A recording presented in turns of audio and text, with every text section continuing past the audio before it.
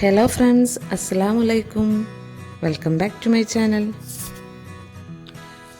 ഇന്ന് ഞാൻ വന്നിട്ടുള്ളത് ഒരു ചിക്കൻ കട്ട്ലറ്റിൻ്റെ റെസിപ്പിയുമായിട്ടാണ്. നല്ല ടേസ്റ്റി ആയിട്ടുള്ള ചിക്കൻ കട്ട്ലറ്റ് നമുക്ക് എങ്ങനെ തയ്യാറാക്കാമെന്ന് നോക്കിയാലോ.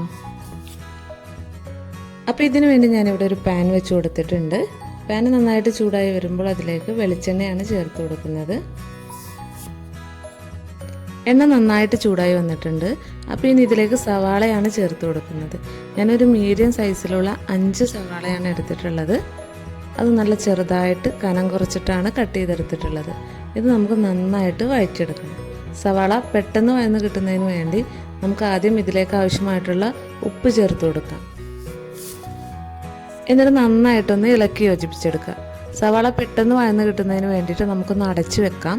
എന്നിട്ട് ലോ ഫ്ലെയിമിലാക്കി കൊടുക്കാം. കുറച്ച് സമയം കഴിയുമ്പോൾ പെട്ടെന്ന് തന്നെ നമുക്ക് വഴന്ന് കിട്ടും. ഇടയ്ക്കിടയ്ക്കൊന്ന് തുറന്നിട്ടൊന്ന് ഇളക്കി കൊടുക്കണം, ഇല്ലെങ്കിൽ അടിയിൽ പിടിക്കാനായിട്ട് ചാൻസ് ഉണ്ട്. ഏകദേശം പകുതിയോളം ഒന്ന് വഴന്നു വരുന്ന സമയത്ത് നമുക്കിതിലേക്ക് ഒരു കഷ്ണം ഇഞ്ചിയും ഒരു പച്ചമുളകും അതുപോലെ 4-5 വെളുത്തുള്ളിയും ചെറുതായി കനം കുറച്ച് അരിഞ്ഞത് ചേർത്ത് കൊടുക്കാം. എന്നിട്ട് നന്നായിട്ടൊന്ന് ഇളക്കി കൊടുത്ത ശേഷം വീണ്ടും അടച്ചു വെച്ചിട്ട് നമുക്ക് ലോ ഫ്ലെയിമിലാക്കി വെക്കാം.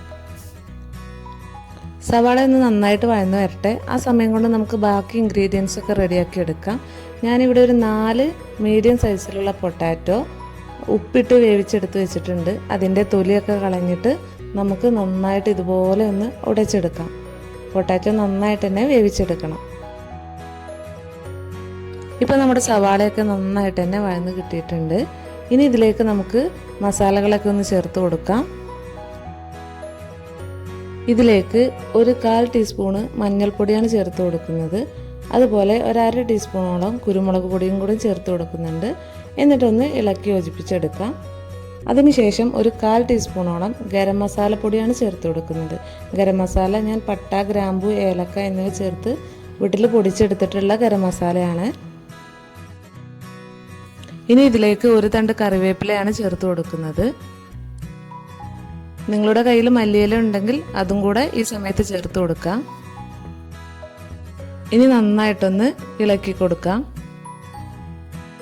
ഇനി ഇതിലേക്ക് ചിക്കനാണ് ചേർത്ത് കൊടുക്കേണ്ടത്. ചിക്കൻ ഉപ്പിട്ട് വേവിച്ചെടുത്തിട്ടുള്ളതാണ്. അത് ചെറിയ ചെറിയ പീസസ് ആക്കിയിട്ട് ഇതിലേക്ക് ചേർത്ത് കൊടുക്കാം. ഞാൻ ഏകദേശം ഒരു 250 ഗ്രാമോളം ചിക്കൻ ചേർത്ത് കൊടുത്തിട്ടുണ്ട്. ഇനി ഇതൊന്ന് നന്നായിട്ട് ഇളക്കി യോജിപ്പിച്ചെടുക്കാം. മസാലയൊക്കെ ഒന്ന് ചിക്കനിലേക്ക് നന്നായിട്ട് പിടിക്കട്ടെ. ഇനി ഇതിലേക്ക് നമുക്ക് പൊട്ടാറ്റോ ആണ് ചേർത്ത് കൊടുക്കേണ്ടത്. നേരത്തെ വേവിച്ച് ഉടച്ചു വെച്ചിട്ടുള്ള പൊട്ടാറ്റോ ചേർത്ത് കൊടുക്കുക. പൊട്ടാറ്റോയും ചിക്കനൊക്കെ ഉപ്പിട്ട് വേവിച്ചെടുത്തത് കാരണം ഇനി ഇതിലേക്ക് ഉപ്പ് ചേർക്കേണ്ട ആവശ്യമില്ല. സവാളയിലേക്കുള്ള ഉപ്പ് നേരത്തെ തന്നെ നമ്മൾ ചേർത്തിട്ടുണ്ടായിരുന്നു. അപ്പോൾ ഇനി നന്നായിട്ട് എല്ലാം കൂടെ മിക്സ് ചെയ്തെടുക്കാം. നല്ലതുപോലെ ഉടച്ചെടുക്കണം. പൊട്ടാറ്റോ ഒക്കെ നല്ല രീതിയിൽ തന്നെ ഉടച്ചെടുക്കണം. അപ്പോൾ ഏകദേശം നമ്മുടെ മസാല റെഡി ആയിട്ടുണ്ട്. ഇനി മസാല ഒന്ന് ചൂടാറിയ ശേഷം നമുക്ക് ഇതുപോലെ ചെറിയ ചെറിയ ബോൾസ് ആക്കിയിട്ട് എടുക്കാം. എന്നിട്ട് നമുക്ക് ഇഷ്ടമുള്ള ഷേപ്പിലേക്ക് മാറ്റി കൊടുക്കാം. ഞാൻ ഇതുപോലെ റൗണ്ട് ഷേപ്പിലാണ് ആക്കിയെടുക്കുന്നത്. നിങ്ങൾക്ക് ഇഷ്ടമുള്ള ഒരു ഷേപ്പിലേക്ക് റെഡിയാക്കി എടുക്കാം. അപ്പോൾ നമുക്ക് എല്ലാം ഇങ്ങനെ റെഡിയാക്കി എടുക്കാം. അപ്പോൾ എല്ലാം ഇതുപോലെ റെഡിയാക്കി എടുത്തിട്ടുണ്ട്. ഇനി നമുക്ക് വേണ്ടത് ബ്രെഡ് ക്രംസ് ആണ്. അതുപോലെ 2 കോഴിമുട്ട വേണം. മുട്ട നന്നായിട്ട് തന്നെ മിക്സ് ചെയ്തെടുക്കാം. ഇനി നമുക്ക് ഓരോന്നായി എടുത്തിട്ട് കോഴിമുട്ടയിലൊന്ന് ഡിപ്പ് ചെയ്തെടുക്കുക. എന്നിട്ട് ബ്രെഡ് ക്രംസിലിട്ടിട്ട് ഒന്ന് കോട്ട് ചെയ്തെടുക്കാം.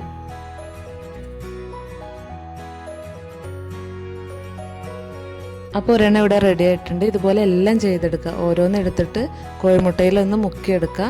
എന്നിട്ട് ബ്രെഡ് ക്രംസിലിട്ടിട്ട് ഒന്ന് നന്നായിട്ട് കോട്ട് ചെയ്തെടുക്കാം.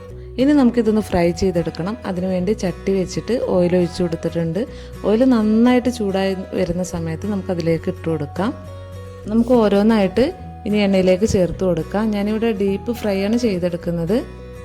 ഇത് പെട്ടെന്ന് നമുക്ക് ഫ്രൈ ചെയ്തെടുക്കാൻ പറ്റും. എല്ലാം കുക്കായിട്ടുള്ളതാണ്. ജസ്റ്റ് ആ ബ്രെഡ് ക്രംസ് മാത്രമേ നമുക്ക് കുക്കായി കിട്ടാനുള്ളൂ. അപ്പോൾ പെട്ടെന്ന് തന്നെ ഫ്രൈ ചെയ്തെടുക്കാം. ഫ്ലെയിം ഒരുപാട് ഓവറായി പോകരുത്. എണ്ണ ഓവറായിട്ട് ചൂടായി വരുമ്പോൾ ബ്രെഡ് ക്രംസ് ഒക്കെ പെട്ടെന്ന് തന്നെ കരിഞ്ഞു വരും. അതുകൊണ്ടൊരു മീഡിയം ടു ലോ ഫ്ലെയിമിലിട്ടിട്ട് പെട്ടെന്ന് തന്നെ നമുക്ക് ഫ്രൈ ചെയ്തെടുക്കാം. അപ്പോൾ നമുക്കിതുപോലെ എല്ലാം ഫ്രൈ ചെയ്തെടുക്കാം. അപ്പോൾ നമ്മുടെ ടേസ്റ്റി ആയിട്ടുള്ള ചിക്കൻ കട്ട്ലറ്റ് ഇവിടെ റെഡി ആയിട്ടുണ്ട്. അപ്പോൾ നിങ്ങൾ ഇതുപോലെ ഒന്ന് ഉണ്ടാക്കി നോക്കുക. എന്നിട്ട് ഇഷ്ടപ്പെട്ടാൽ ഫീഡ്ബാക്ക് കമൻ്റായിട്ട് അറിയിക്കുക.